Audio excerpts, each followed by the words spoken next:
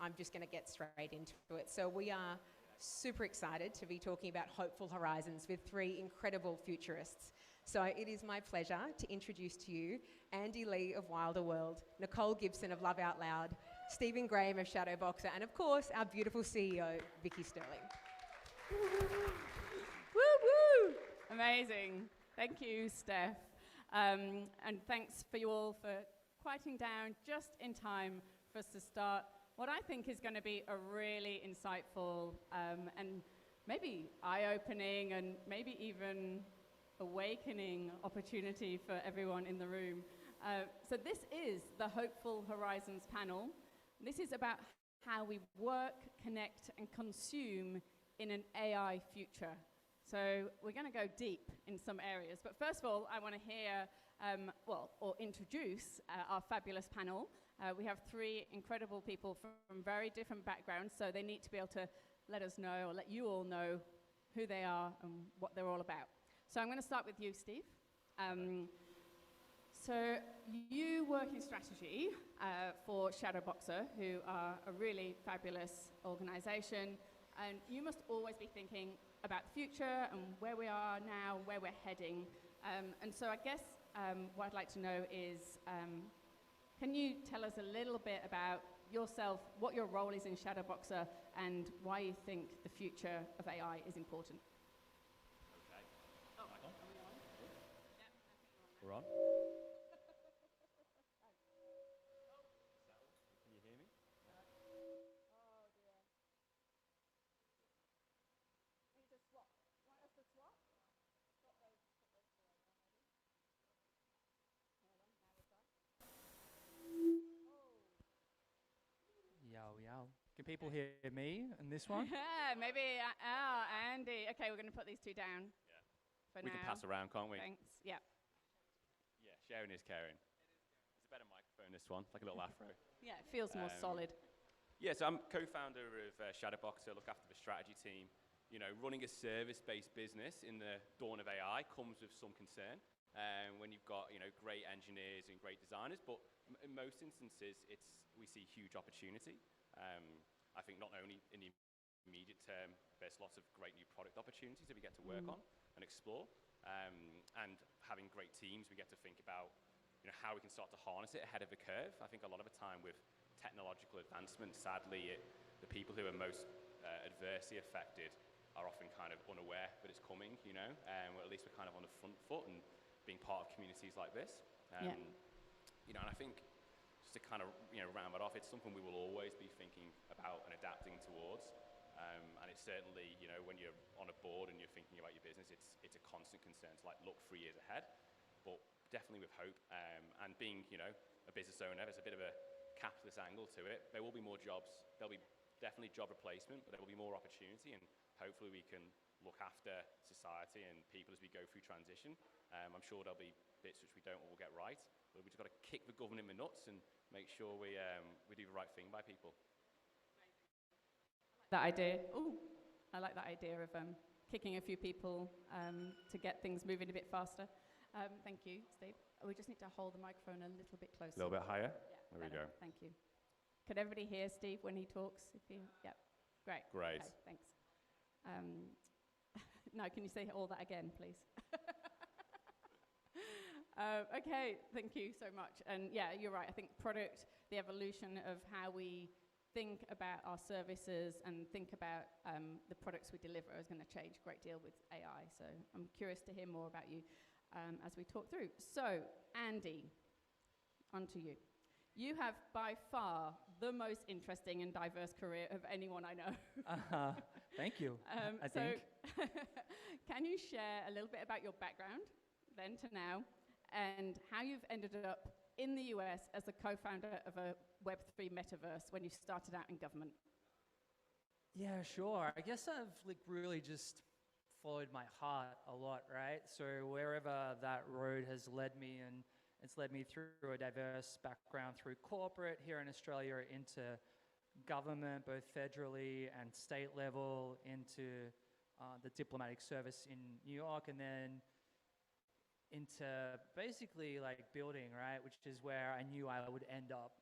So at every period and every stage, and a lot of that's all been in tech and tech policy and how we, I got great stories. I was just telling Doug before, I remember listening to Wes Chan, one of their biggest investors, saying that, Andy, who are these Australians, right? Like they're popping up in all my board meetings, culture amp, so it's wild.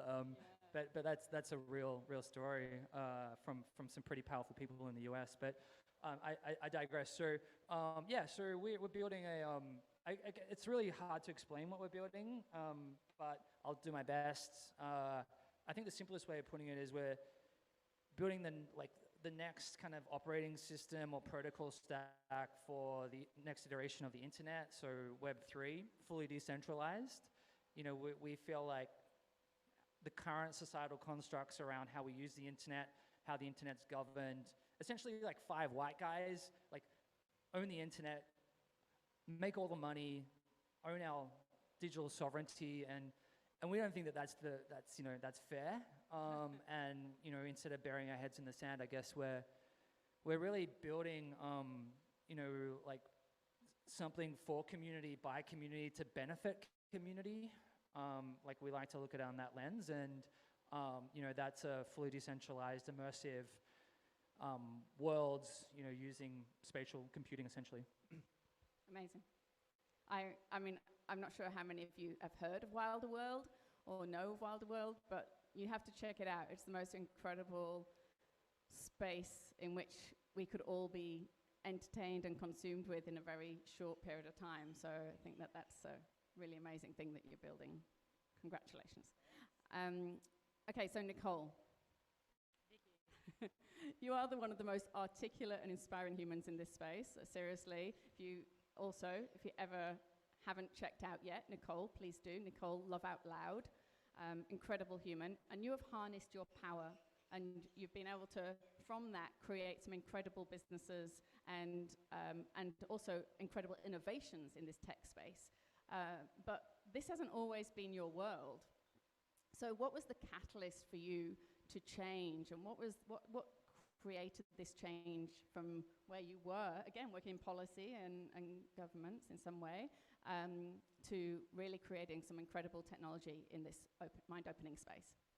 Yeah, it's a great question. I mean, similarly, following my heart, but maybe to be more specific, although my beginnings was non-profit and then into government as a commissioner and now technology, it seems a bit all over the place, but really the problem I've always sought to solve has remained the same. And my first company was a non-profit that worked in mental health, in community development, back before anyone was talking about early intervention, prevention was not a thing. I had this crazy proposition as an 18-year-old, maybe if we're kinder to each other, if we build emotional infrastructure in communities, this will have a positive effect on the mental health rates. And lo and behold, it did, and I learned a lot in those 8 years working with 300 communities. And I just kept being obsessed with how can we simplify the problem we're solving. And in the beginning, I had this assumption that it was awareness. We just needed to become more emotionally aware. Yeah, and with that, everything would change. And so you start shouting awareness from the rooftops, right? Anyone that's done advocacy work, and you're like, why are people not loving each other yet? Why is there not change? And after a little bit of time, I realized actually this is a capacity problem. We don't actually have the internal capacity to live in a more conscious way, and that's a very complex problem because then you're starting to point to intrinsic human behavior. Yeah. And so, long story short, after my 3-year term as a federal commissioner, I kind of recognized, with all due respect, that bureaucracy was not going to be the way that we radically transform the world. And I wanted to find a very scalable solution that solved emotional incapacity. Right. And that went from me writing a book to get really clear about my kind of philosophical principles, to growing a global movement, which is still an incredible experience, to what if we could actually develop a technology that really innately measures emotion and acts as a mirror of kind of radical self-awareness back to the individual. Of course, when I started, everyone was like, this is not possible. You can't do that. And you proved them wrong, that's for sure. Yeah, that's it. Yeah, I love that. It's such a great story. Such incredible minds, I'm sure you'll agree. If you haven't met these people before, you are going to learn so much from this session. So we're going to kick off with the first subject. Okay, so I'm setting the scene. Close your eyes and imagine the year is 2030.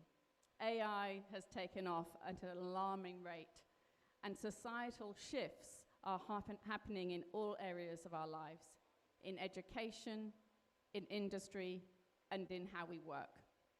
In fact, daily work no longer is how we spend most of our time.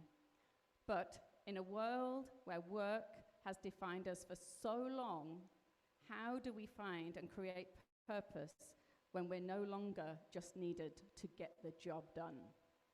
Big question. And I think I'm going to pose it, first of all, to you, Nicole. Sorry, you're going to talk Please. again. I didn't time that very well, did I? Oh, God. Living with purpose and meaning seems to resonate from you. How have you found the balance, and how do you advise others to find purpose and meaning in what they do? We're just starting with the question, what is the meaning of life? Yeah, Yeah. right, exactly. Straight Straight in there. 42, Just a little obviously. question, yeah. 42, yeah. You know, I think there's just so much programming that so many of us have been subject to around how life's meant to be. Yeah. And I think one thing that all entrepreneurs, advocates, change makers have in common is they're willing to push boundaries. And as soon as you start to push boundaries and challenge things, you recognize that, you know, the very picture-perfect model of how we're taught life had to be doesn't really have solid foundations, because everyone starts freaking out, getting triggered, and, you know, and when you start to see this, you recognize that reality is a lot vaster, and that we really do have infinite potential. All of us as individuals and as a society, you know, the limit is your imagination. Yeah. And I think, you know, one of the things that I loved about our briefing call was this kind of consensus that there's too much fear that's being hosted within the conversation of the ways in which AI is going to disrupt the workforce. And it's a very human response. Yeah. But at every juncture of fear, you know, comes major, major, major possibility. And in the unknown, you know, that's the most exciting place to exist. And this is where I think our community needs to be thriving, because people are looking to us as the risk takers, right, to paint that vision. So I think we need to be a lot more intentional. I remember working in mental health back in 2011 and 12, and they said mental health is going to be the biggest health crisis the world's ever seen by 2020. Wow. Right. Wow. And I remember thinking back then, why are we painting that future? Yes. Why are we projecting that future and then talking about it and then pretending as if we're being solutionaries? You know, all of us have the ability to vision a future and then find solutions and, you know, engineer our way to what we dream. And so that's kind of where I would start in that question. Amazing. And I love that. I love that you're already touching on we as these human beings have infinite potential that we're only just touching the surface of right now. Scratching. Right? Like, we only use, what, 10% of our brains anyway? And 3% of our brains, oh my God. Thereabouts. So imagine what is possible if we really start to open our minds to, human potential. And we'll go deeper on that in a moment, I think. So, Steve, in your environment, in how you work, where working hours might go down to, say, 20 hours a week, wouldn't that be a luxury? Do you see that demand for more stuff happening? So rather than your hours going down to 20 hours, people just want more stuff from you. And so the demand on you as an organization, as a business, just intensifies rather than reduces. Or, I guess, do you see that potentially happening? Or do you see a world where you as a leader in this space are able to control that and actually own that narrative and say, no, we actually want our people to be able to just work 20 hours a week. We want our people to be able to spend time building purpose in other parts of their lives. And we want to reduce this consumer capitalist environment. That's a loaded question, maybe. Yeah. Well, I think it goes back to that concept of purpose for me, which I think comes down to being able to love and care for the people in your life and also be seen to do that for those people. And to do that for most of the, as long as we can remember, as long as history suggests, economic security is central. It's a means to an end. And if there's ways to optimize how you get that economic security in your life for most people, then that's a huge opportunity to change or give optionality to how we work. I mean, undeniably, the avalanche of more stuff will continue. How we as a business decide we want to play our role there and how we, orient our business model, make money, distribute it amongst our team, that will come down to more innovation, I think, and we'll see lots of that.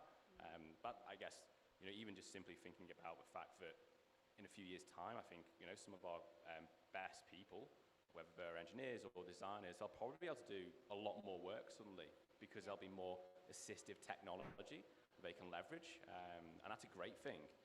And then maybe there's optionality for people on how much they want to work, what they want to get from their lives, but it just comes down to the kind of inputs and outputs of can they have that security to go and pursue their purpose in the right way, which I think comes down to love, care, and relationships.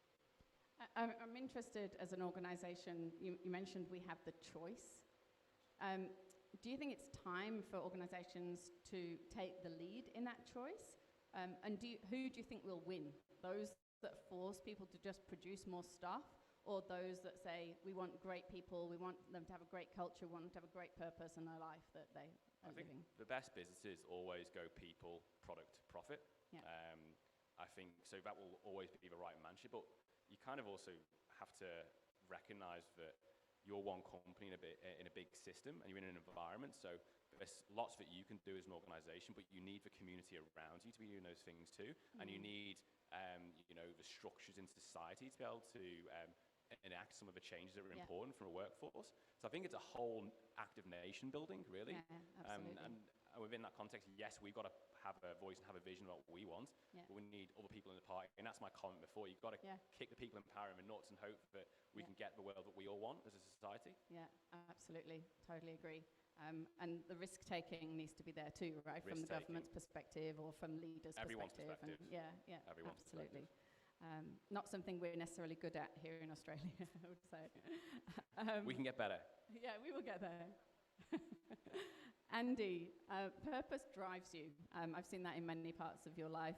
How have you been able to balance a world of a co-founder of incredible technology where it's on all the time and doing good in the world? Balance. Yeah, I think it's an interesting question on a whole, as we look at the exponential growth of technology and AI in particular. I'm always so curious about, I get the intelligence, I get the IQ, but who's focusing on, compassion and empathy and introspection and you've met Sam. I know Sam. We know it's not Sam Altman, right? No. So who is doing that? I don't know. Do we know? Because I feel like there's a good business model in that as well. So if anyone's interested in that space, come see me afterwards. But so at Wilder World, whenever we're hiring, yes, intelligence, skill set, they're important, right? For sure. Yeah. But it's can you lead with love? Do you have empathy? When shit blows up and goes south, which, as we know as founders, always happens, right? So, we're very much in that energy of connection. And I think from a place of that, we're 150 people with the help of AI doing the work of a Marvel studio or Hollywood studio, right? So definitely work smarter, fitter, etc., which will allow the time. I'm actually pretty happy with the balance of my life at the moment. I'm spending lots of time in nature, back in Australia, spending time with family, and I think that's really important for our mental health, for everything, right? Now, connection to self, and you know, I think the Industrial Revolution, like, to take us back a little bit. Yeah. You know, I think one thing that happened with that is that fathers and men left the field of like kind of caring and like mentoring young men and women, but in particular the masculine, and we've stayed in the office in some way, shape or form since. And I really feel like the world would be a much better place if we could have positive male role models in young men's life as they come through those formative years, instead of saying, all right, well, I've just got to be in the office, or I miss that, or I miss this. So, you know, I think, you know, if that transition from ego to service can take place, like, I know that the boardrooms that we all kind of occupy or around will not like, let's like deforest this particular part of the world, or let's blow up a cave in WA or whatever, right? So I'm like a glass half full kind of guy, and I think AI will allow more of that time spent, again, shoes off, on the earth, in nature, with family. It might be a bit hippie, but like, it's just, I'm for that. Yeah. Oh, I love that, and I think that's so important for the future leaders. I talk a lot about, you know, how are we going to lead in the future, and what does it look like to be a leader, and ensuring that we embrace compassion and empathy in our lives, men and women, and step back into that, step back into what I would call our feminine, you know, and step back into owning the balance. Yeah, the balance, absolutely. Reassign that balance back to an equilibrium, which we've been away. We've all been in our masculine for so long, and it's nice to be able to think we could eventually or a less toxic masculine. That would be maybe that's better. Okay, I've got a second scenario for everyone. So actually, and it goes back to what you were talking about, Andy.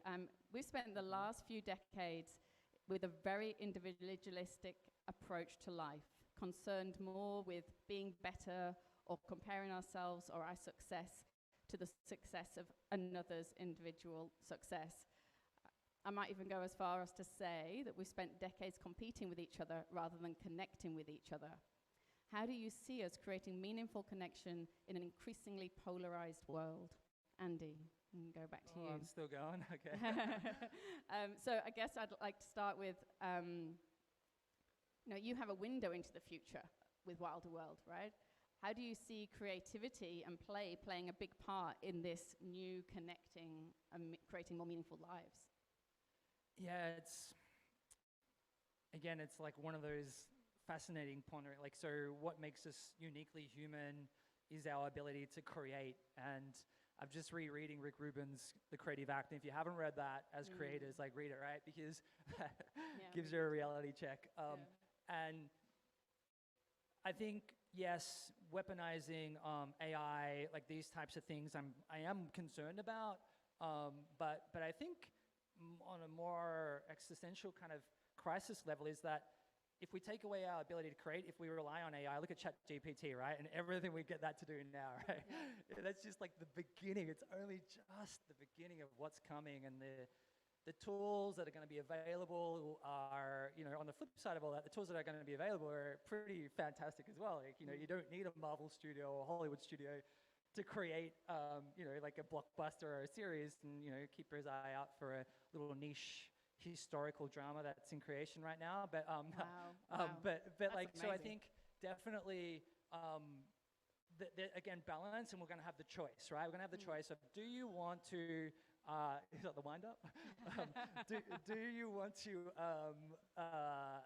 go down that path of just allowing AI to control and take over, and we've just become these kind of like, you know, meat bodies, right? Or like, are you going to utilize it, lean into it, and go, all right, well, in the spirit of purpose and connection, because if you find purpose in work, then that's awesome, right? Like, you know, you don't have to spend time with family. I know that's hard for a lot of people. You don't have to do that, and you're going to be able to do that. But if you don't want to do that, we're going to have so much opportunity. Yeah. And like, as I said, like, already seeing it with Wilder World, right? We're doing the work of like, you know, you can't build something the size of what we're building. We have some of the best artists in the world, some of the best architects.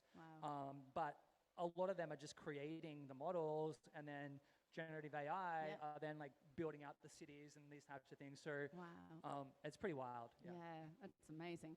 And so play for you is the purpose that you'll find? Is that what you see happening? Is creativity, purpose is more about what we create beyond our work? Or do you see creativity becoming a bigger part of people's work every day with AI?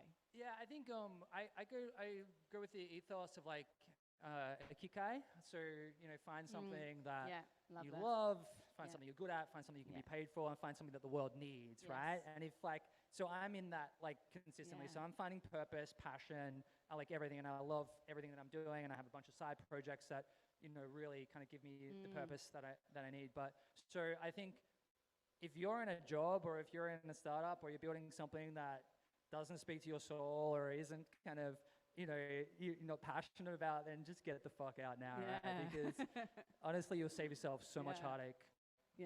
But yeah, totally. So to answer your question, like, you know, the play element, like finding that sweet spot, I still feel like with exponential growth of technology that we are going to see, you know, it's still like as important as it is right now, right? Yeah, and it will be in 2030 or whenever, right? Yeah, I love that. Nicole, I feel like this is a good way to transfer into where we see the world and how we go into finding our purpose, finding something that's meaningful, finding something that we will do good in the world. What tools and advice do you have for people to be able to find that? Because a lot of us, we do still live this life like robots, right? Like Doug said, my mum and my dad just had a corporate career and I was going to follow that path of the corporate career. And so we're all still just on the path of the same thing, and it's just repetition. Even as an entrepreneur, we tend to build things that within our wheelhouse rather than our purpose. And so what advice and what tools do you use for that? Just out of curiosity, hands up if you absolutely love what you're doing in the room. Nice. About 50%. 50%? Yeah, about 50%. Like, probably give or take, because other people are probably here with co-workers, so there's a level of... So let's say like 40%. Okay, I was just curious. You know, in your initial question, Vicky, was how do we connect through a polarized world? And I think this is actually really deeply linked to the question you've just asked me, because many of us, again, you know, have been conditioned to believe that, you know, we're separate to the world, that life is happening to us, that it's us against them. And I really believe the landscape that we're moving into, and part of the exponential acceleration that we're going through, you use the word in the intro, the awakening that's kind of, you know, inevitable, is an understanding that there actually isn't a separation.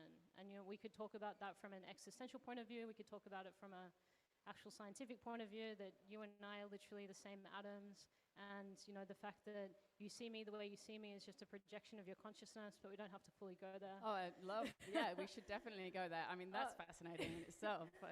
You know, there's a oneness. Yeah. And I really fundamentally believe that we're all ultimately on the same mission, which is to, in the words of Ram Dass, walk each other home. You know, we're here to find the love that we are and learn to express that love. And I think polarization is one of the key challenges. And so I really love going to the core of why problems exist. You know, and what is polarization? And I've thought about this a lot. You know, growing a company called Love Out Loud, it can be very polarizing, ironically. And what I've noticed about living in a reality where things feel very polarized is it comes from often the incapacity to hold multiple perspectives at once. And that's a degree of emotional intelligence, you know, that can be learnt and trained, and, you know, media definitely doesn't help with this, and the way that we try to categorize each other, and I think that's in many ways accelerated over the past 3-4 years. You're either on this camp or that camp. I mean, San Francisco's home for me. It's crazy in the States, the degree that you see, you know, if you tick this box, then you must be on this side of everything. If you tick that, and you know, humanity and what we really are innately is not like this. We're the nuance, we're the subtlety. You know, love is the allowance of all things. And I would say, rather than going out into the world and again doing what I think we've been trained to do, which is search for everything out there, grasp the security, find the purpose. What if you were to breathe and actually question, where do I feel most separate from life? Where do I feel I'm hosting the most judgment? Or where do I feel I'm being the most judged? Because really it's one and the same thing. And how can I do the work to actually start to bring that polarization into a place of balance and harmony? And when you start to harmonize, right, when your inner state starts to harmonize and you're no longer judging the external world, what you gain through that process is a sense of sovereignty and a sense of agency. And you really start to recognize that you're a main character in this game, not an NPC. That you actually have a lot more control, a lot more agency than any of us have been taught. And from that place, I think it's less about finding that purpose and more just becoming purposeful all the time, in every moment, true to your values. And we need to move beyond, and I think part of the acceleration of artificial intelligence and what the world's gone through is actually forcing us to move beyond the identity constructs that we've been so married to as a way of understanding the world. And this is the kind of the structure of polarization too. The world's a very complex place. I mean, you're touching on the fact that we're disconnected from how we innately evolved. In order to handle the level of complexity that we've moved into, what does the human brain do? It simplifies things. And the way you simplify things is to box things and categorize things. But if we can start to rebel against that and actually come into more harmony with the things that are polarized in our life, you're going to find in that space far more potentialities and possibilities than maybe you currently feel you have access to now. No one can tell you the 7 steps to find your purpose. I really believe it's reaching and if they're trying to sell that program, then just letting you know right now, it's a bit of a losing battle. It's definitely not 7 steps. Become the solution. Internally, self-source it. It's the positive emotional state of practicing joy, of practicing love. Like, I was chatting to a group yesterday, and they were asking questions about the founder's journey and how challenging it is.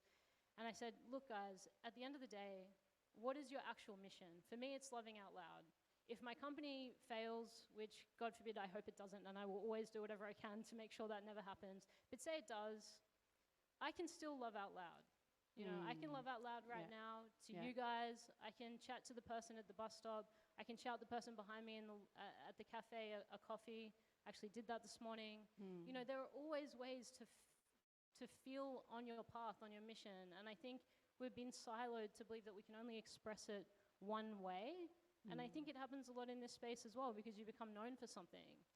And go and be a beginner at things that you've never tried before, and start to sort of play with who you think you are and become more. And in that process, you'll create more permission for other people to be that as well. Yeah, and I love what you touched on around the polarized societies we have. You have to tick this box and therefore you're all of this, or you tick this box or you're all of that.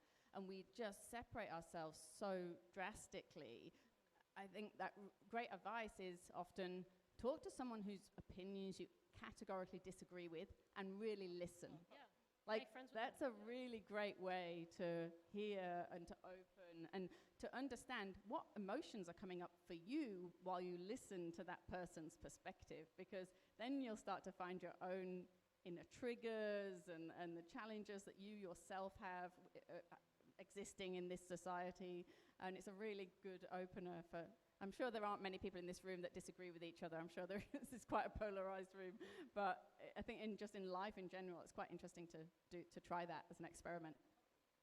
Yeah, in a company for sure. Yeah. Like, as a leader, actually encourage that discourse. I think leaders are so often emotionally dysregulated that they can't hold a space for the perception of conflict. Yeah. And if you have literally a nervous system that's able to do that, the ideas that are going to come from your team, because they feel safe to actually have an opinion and trust that they're not going to get fired or, be, have that vulnerability weaponized or whatever it is, they're actually going to bring all of themselves to work, which, you know, most of you guys who run companies are probably already spending thousands and thousands of dollars trying to figure out how to create that in your workplaces. Work on your own capacity, and your team will start to mirror that. Yeah, love that. Great answer. That deserves a round of applause, actually. I would think that was awesome. Steve, it was a long time since I asked the question. But what's your perspective on how we connect and create as community? Well, firstly, I dig what you were putting down. I think, you know, would you mind? There we go. Sorry. I think diversity is so important because it's an engine for empathy. Yeah. That's our human superpower. Nice. That's what we've Love got that that. no technology has. Yeah. Yeah. And I think we need to lean into that in these moments of polarization, especially now. So in terms of, you know, if you want to repeat the question to me, actually? What's your perspective on how we connect and create community? I think, you know, I think the same way we always have, really. Yeah. I think, unfortunately, the humanization of tech means often the dehumanization of society. So we have to just pull further and further into our truths and who we really are. And I like what you were saying before about, you know, get back to nature. Look for new ways and try new things and have, I guess, seek openness and find moments of joy in life. Yeah. It's very easy to be suffocated by the rat race and the overwhelming nature of technology, and we all need to help each other, I think. You know, very simply, I can only think about this practically about as a father and also as a, you know, running a business with a team. Yeah. It's how do you create moments of humanness and actual real, you know, things like this in real life connection, talking, sharing, being vulnerable. The more you do that, the more you get more of yourself back, and what you were saying before about you get more about empathy and that little tingle of I felt something. Because whilst it might feel like, you know, AI is, totally. Like an AI might seem alive, but we're not feeling that. They're simulating it. We have that. No one can take that away from us. Yeah. We should lean into it. Yeah, totally agree. Okay, so this is hopeful horizons, not doom horizons. So let's imagine a future where consumerism is no longer the driving force for business, but what we consume is purposeful and important. How do we imagine we consume, purchase, and communicate when AI is making many of our purchasing decisions for us? How will brands communicate and attract our attention in the future? Steve, I'm going to ask you. I think, I'm very hopeful that this is a future. It might take longer than we want. I think brands will certainly become more and more invisible in some ways, but then it means that actually the real connection and like what brands are built on, which is actually how people connect with each other, will start to come more to the forefront again. So maybe less clutter in your newsfeed, or maybe you're not opening a newsfeed anymore, but actually interactions brought together by a network. There's a brand right here, right? Like, I think those are the things which brands will want to lean into. They'll try and facilitate more human contact, real-world activity, and places where there's more feeling. It might not have the scale of you know, digital advertising and reach, but they'll be able to have emotional impact and start to own share of people's mind again in a meaningful way. Yeah. And I think, you know, hopefully there's more rejection of things that take from our lives rather than create. Yeah, love that. That's great. I totally agree with you. Andy, in your world, in the wilder world, that's a fully digital environment, but brands can still be engaged with, right? Brands can still be interacted with and consumed in some way. How does it work, or how do you see brands interacting with customers in the future? Yeah, consume's always such a loaded term, isn't it? Well, it's wild what's coming, right? We're literally building the future here, so we're seeing it. A lot of it's keeping me awake at night on how we steward, I guess. I think like in the next 3 years, we're going to see like anything we're doing now into our laptops will be fully immersive. I think that's how long it's going to take for the Apple Vision to really hit mainstream. And we have that Web 2 moment that we had with our iPhone. So I'm old enough and ugly enough to know that I was playing Snake 5110 on my, on my Nokia 5110, and then all of a sudden, everything and anything all of the time. And so Web 2 really had that, Web 2 really had that on-ramp. And I think we'll have the same for these immersive worlds. What we're building is like we're building from source, and if brands that are aligned with us want to fit into that, then great. Yeah. Or people, during that last kind of bull market, like everyone was just coming at you, right? Like, oh, I want to do this, every influencer and on every rock, right? So we stayed very true to like what we're building, and it's really something that we just don't want to be in Facebook's metaverse, right? So if you've been watching any of the stuff happening in the Senate hearings at the moment in the US with the atrocious kind of data and like stuff they had around how their platforms were hurting young people and hurting themselves. It's just like wild. Like we should not be living in a society that puts profit over people. So we've kind of stayed true to that. We're very lucky that we have a lot of patient capital and a lot of people that see our vision and how we're skating to where the puck is going to be. And that's, again, I think it's about 3 years away. So I think the brands that do really well in this kind of next revolution of the internet will be the ones that can bridge the IRL and the URL. So, and a lot of our structure and our gaming kind of loops and that are like, how do we incentivize people to actually leave their screen or leave their haptic suit or whatever to go back out into nature or to go to the meditation studio up the road or whatever that is, right? It's a lot of like how we're thinking through it. So I think the brands that can like bridge those two worlds because there's nothing quite like feet on the earth, right? Yeah, absolutely. And it's, like everything, if you're like looking at what Elon's doing, and it's, oh man, it's like wild what's coming. So there's going to be a lot of opportunity for us just to, immerse into the ether, right? And stay there. But I think that's not the world that I want or I want to co-create or any of my co-founders. So I think that's kind of probably my thoughts on the situation. And I'm really interested in this space because there is this moment of complete consumerism, and then there's almost a polar, again, opposite of that, which is complete awakening, right? And there's these two worlds where you're either in everything or you're out of everything. How do you, Nicole? I just went to Peru and did ayahuasca, so that kind of nice. that kind of gave me some really good windows. That's a good reason. For another panel. Well, we're definitely going to talk about that again. But I'll hand it over. I love that a few people in the audience were like, absolutely. So what are your thoughts on that, on consuming and awakening? And there's so many ways to tackle this question. Let's again speak to the polarity that you just pointed out. This is always going to happen before the polarity is integrated. It's kind of a part of the evolutionary process that things have to get to enough of a polarity that we start to seek a broader perspective, right? Because the polarity is just too painful. You can notice it in your own life, like a problem that you just haven't addressed. A conversation you haven't had, and it just builds up and up and up and up, and the tension is so polarizing that eventually, something's got to give. I kind of see it a bit like that, right? But I mean, the tech we're building is tracking my emotional state at the moment through this wristband. Eventually, I'd love to get it to thank you. I'd love to get it to a place where we can do an equal analysis through something like voice, which I think could also be like a self-sovereign identification system. Love that. Again, that's probably a different panel, a different keynote.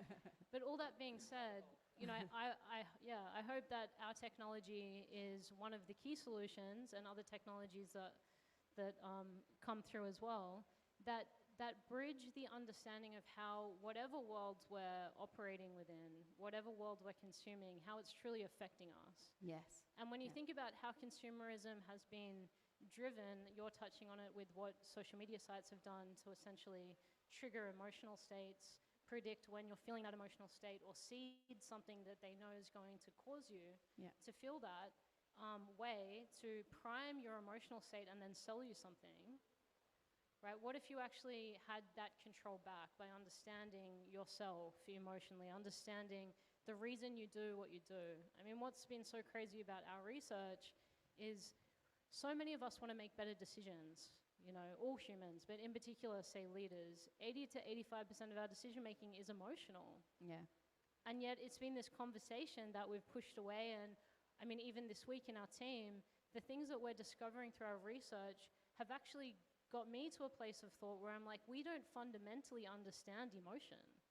So if we don't fundamentally understand what emotion is, which is actually, you know, the energy that's moving through us, right? That's, again, probably another kind of conversation, but we don't fundamentally understand that as a culture. We don't understand why we do what we do. And I think with technologies like this, that's really going to radically change. And it's not something that, you know, the tech giants that we see in San Francisco, Silicon Valley are talking about as part of this revolution, but I believe that this is the real revolution. When we start to become conscious of our emotional state, which is ultimately what's dictating why we do what we do, how we think, our behavioral patterns, why we consume what we consume, that's been manipulated for so long by external parties, by companies. When we have control back, I think that's going to radically change a lot of things, and probably in ways that no one can predict, but in a really amazing way. I love the technology you've built because it starts the awareness, right? And everything starts with the awareness that my emotions have been triggered. And we walk around in this world not realizing that our emotions have been triggered, just feeling like someone fucked us off today. Someone annoyed us Exactly, today. Vicky. But no, exactly. that's not the case, right? There's something deeper within us that has been triggered, and your technology is helping to release that. Right, and you know, the way that you change your reality is through changing the set of actions and emotional states that cause that reality to exist, right? So imagine you had a technology like ours, you combine it with generative AI, you give a scenario like it's the year 2030, right? And then there's basically a baseline that's created of these are the emotional states and these are the belief systems and these are the actions that humanity will have to maintain in order for that reality to exist. And then it can track you against where you're currently at and actually help bring awareness as to how and why you're slipping back into previous states of being which are causing a less than ideal reality. So this is really like the architecture of reality is what these technologies are actually starting to open up. What you're doing, it is a new dimension, and we're actually realizing it in our own model that we were trying to express emotion in a two-dimensional model, and what we've now realized is emotion is so multi-dimensional, we're needing to actually bring in other ways of communicating those dimensions, but we're not conscious of this because we've been taught emotion is happy, sad, good, bad, and actually that's not fundamentally what it is. And I think more and more and more of us are going to start to realize this, which is very exciting. Amazing. Wow. Yeah. What a great place to end. Ladies and gentlemen, our fabulous panel. Thank you so much, everybody. I'm just going to quickly throw it out to see if there's any burning questions that the audience has that they would like to raise now, or we can also obviously chat with the guys individually if you want to later on. Yes, we have a question here at the front. I'm going to give you my mic.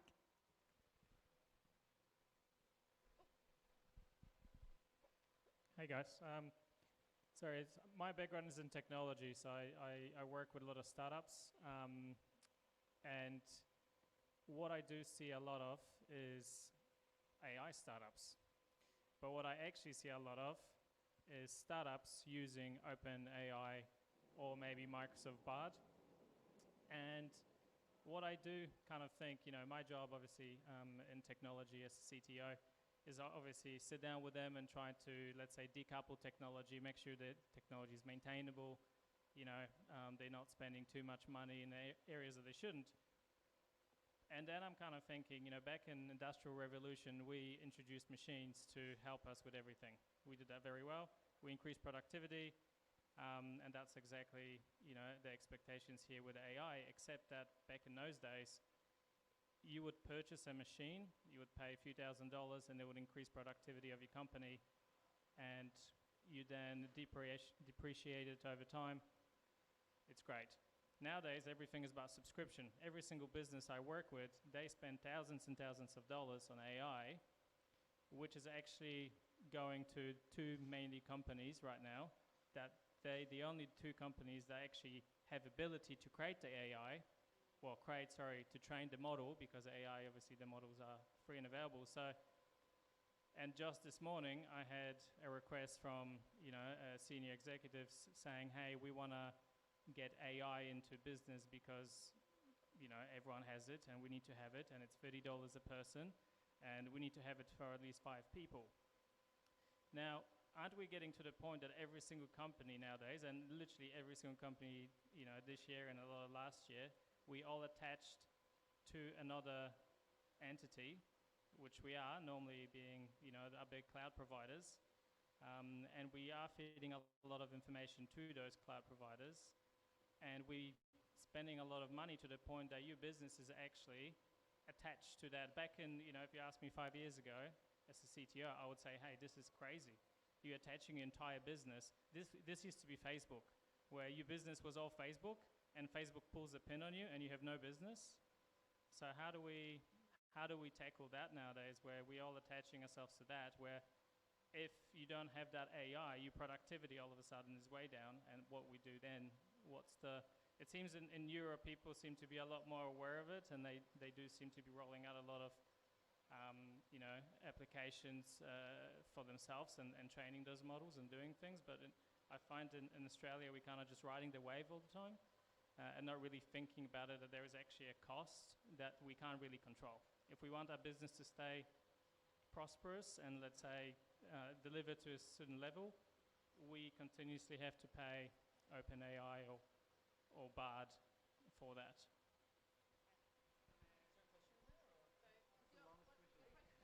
The question is, what do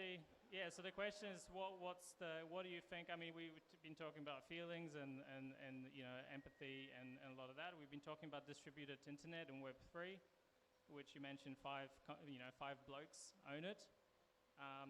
It's the same thing with AI, except there's not 5 blokes, there's probably 2 blokes, and we are all jumping on this bandwagon. And it's quite interesting. So what do you think the future holds from that perspective? I'd love to hear everyone's perspective on this. Nice. I can start. I mean, I think from my biggest bugbear of big tech is that it's big and unregulated, and I feel like government is so slow and it cannot catch up. I do think that is a really important part of it. I think Australia is a follower I think from an innovation economy perspective. There's not, by and large, there's obviously great innovation that is led from here. But I think in that instance, we kind of look across the big sea and kind of copy to your point. And I think that becomes on the innovators and leaders to be looking at solutions to this and talking about it, raising it as an issue. But I think, big tech's kind of fucked and we're not doing anything about it. And I don't know how we solve that, but I think we need to raise our voices a little bit about these issues. And as I said at the start of the talk, it's like, you've got to start kicking people in the nuts upwards. Like, the government needs to start looking at these things seriously, not focusing on polarizing media campaigns. So this is a big issue you raise. In evolution, there's always an outlier, always. And maybe we haven't seen those outliers yet, but my theory, simply put to your question, is there will probably be a series of outliers that will have a choice to radically drop their ego and actually work together and combine their resources. And they're not going to win market share over the next 5 years, right? But they can start building a counter movement. And when you start building a counter movement and it starts to be able to solve problems that the giants eventually won't be able to solve because they're more agile, because they're more connected to their people, slowly but surely, I think that counter movement can become mainstream. I could give so many examples of when this has happened throughout history, but the sentiment in that is we as independents have to be prepared to work differently. And the reason I'm passionate about emotional intelligence is until we're emotionally intelligent, we're going to be fighting about the same shit that humans have fought about for thousands and thousands and thousands of years, even though we think we're so sophisticated. We need to get that right so that we can actually work together in a different way. And when we achieve that, there's going to be so many solutions that we can't even see yet to just shift the power in our worlds. Because again, like the law of nature is everything is always going to move back to equanimity. So it's about us understanding that if there's a power imbalance in our world, it has to balance out, or that power structure will collapse. And really quickly to add to that, you build the future you want, right? Like whatever you see, like whatever comes through for you. Like we designed our company so Facebook can't buy us. They just can't. They could try, right? So we've done ourselves out of whatever exit, right? So it's like build, like stay true to yourself and whatever's coming through to you and what do you think, right? And then build that. That would be my advice. Yeah, love that. Great advice. Amazing. We're going to be closing for dinner now. Lunch, not dinner. Oh my God. Lunch now. So big round of applause for the panel again. Thank you. I hope that's given you some food for thought as you go and eat and connect and ask questions of people you've never met before around this panel. Thanks a lot. Cheers.